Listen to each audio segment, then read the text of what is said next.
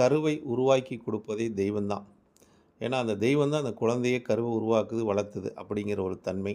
குழந்தை பிறந்து அது வளர்ற வரைக்கும் தெய்வத்தோட அனுகிரகம் தான் சொல்றோம். கருவா இருக்கு.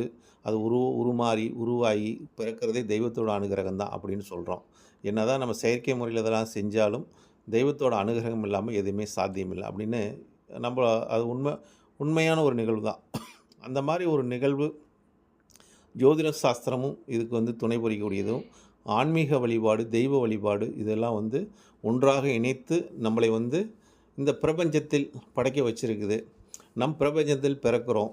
இப்படி பிறக்கும்போது அதை நம்பி நம்ம எந்த காரியத்தை செஞ்சாலும் அது சக்ஸஸ் ஆகும்.